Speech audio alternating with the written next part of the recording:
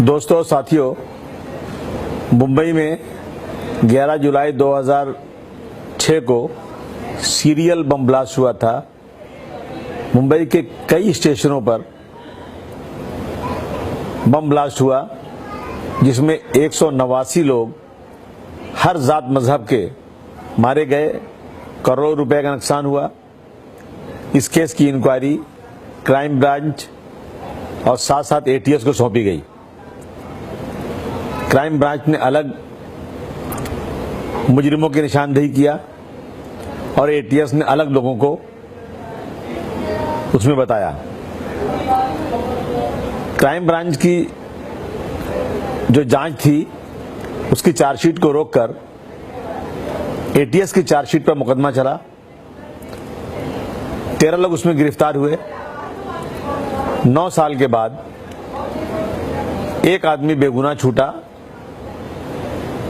और 5 को फांसी और 7 आदमी को उम्र कैद की सजा हुई।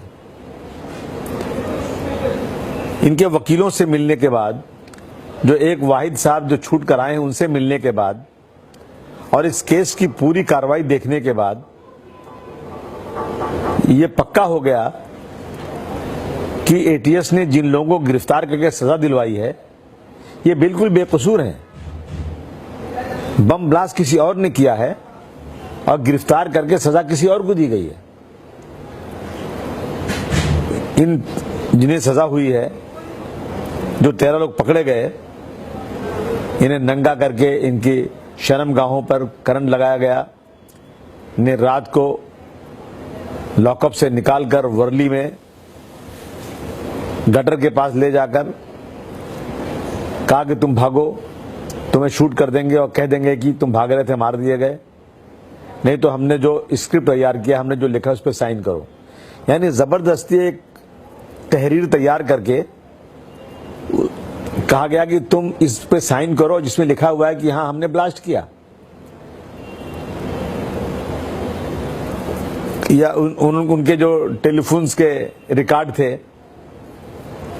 जो बड़ी मेहनत के बाद कोर्ट में लाए गए, उन सब चीजों के, उन सब सबूतों की बुनियाद पर या जितने लोगों ने गवाही दिया उनकी बुनियाद पर इनको सजा नहीं होना चाहिए, लेकिन इन्हें सजा हो गई।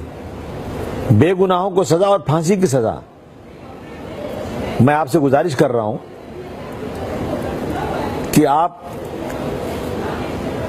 इस बात को लेकर पब्लिक में जाइए और एक पब्लिक में जागृति लाइए। उनको मालूम पड़ना चाहिए कि किस तरह से पुलिस और प्रोसिक्यूशन गलत लोगों को पकड़कर उसमें फ्रेम करके कोर्ट के अंदर किस तरह से कोर्ट को मिसगाइड किया और कोर्ट ने इनको सजा दी।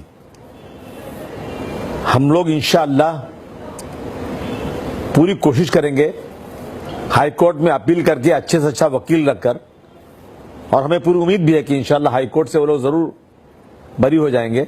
लेकिन जो पुलिस का रवैया है मुसलमानों के साथ कि किसी बेगुनाह को पकड़ना और सजा दिलवाना और उसके बाद वाह वाह लूटना, शाबाशी लूटना, मिठाइयां बांटना, ये बहुत गलत तरीका है। अब इस मुल्क में सरकारों की तरफ से